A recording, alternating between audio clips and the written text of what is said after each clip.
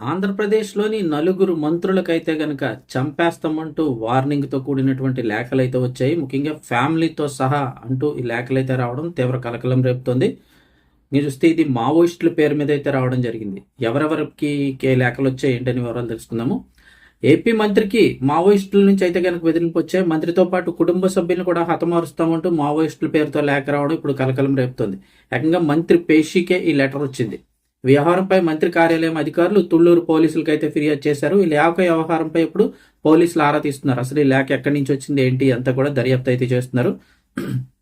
ఎవరికి వచ్చింది, ఏ మంత్రి పేషికి వచ్చిందంటే ఆంధ్రప్రదేశ్ పర్యాటక సాంస్కృతిక శాఖ మంత్రి కందుల దుర్గేష్కి అయితే కనుక బెదిరింపులు వచ్చాయి. ఆయనతో పాటుగా కుటుంబాన్ని కూడా హతమారుస్తామంటూ మావోయిస్టుల పేరుతో బెదిరింపు లేఖ అయితే వచ్చింది.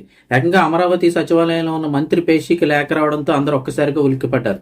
మావోయిస్టు పార్టీ పేరుతో ఈ లేఖను పంపారు. మంత్రితో పాటుగా కుటుంబ సభ్యులను హతమారుస్తామని హెచ్చరించడం పాటు ఈ బెదిరింపు లేఖపై వాళ్ళైతే గనక పోలీసులను ఆశ్రయించారు.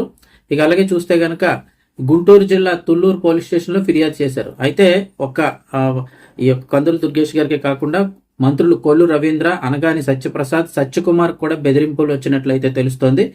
తుళ్లూరు పోలీసులు అయితే గనక ఈ బెదిరింపు లేఖ వ్యవహారంపై ఇప్పుడు దర్యాప్తు చేస్తున్నారు. ఈ లేఖ అసలు ఎక్కడి నుంచి వచ్చింది, ఎవరు పంపించారు, నేరుగా మంత్రి పేషీలోకి, సచివాలయంలో ఉన్న మంత్రి పేషీలోకి ఎలా చేరిందని ఆరా తీస్తున్నారు. అంతేకాకుండా సచివాలయంలోని సీసీ ఫుటేజ్, పోస్టల్ రికార్డులను కూడా పరిశీలిస్తున్నట్లు తెలుస్తోంది. అంటే ఎవరైనా, అంటే నిజంగానే మావోయిస్టులు పంపించారా, లేక ఎవరైనా ఆకతాయిలు కావాలని ఇలా బెదిరించడానికి చేశారనే కోణంలో కూడా పోలీసులు అయితే దర్యాప్తు చేస్తున్నారు. ఇంకా అలాగే ఇప్పుడు ఏపీలో చాలా రోజుల తర్వాత అయితే కనుక ఇలా మావోయిస్టుల పేరు మీద బెదిరింపు లేఖ అయితే వచ్చింది. గత ఏడాది ఏపీ పరిధిలోని ఏజెన్సీ ప్రాంతంలో ఎన్కౌంటర్ జరిగింది. ఆ ఘటనలో మావోయిస్టులు ప్రాణాలు కోల్పోయారు. ఆ తర్వాత మావోయిస్టులు పెద్దగా యాక్టివ్గా అయితే కనిపించడం లేదు. కాకపోతే ఈ ఎన్కౌంటర్ను ఖండిస్తూ 1-2 లేఖలు విడుదల చేశారు. బోటకప్ ఎన్కౌంటర్లు అంటే అప్పట్లో ఆగ్రహం వ్యక్తం చేశారు.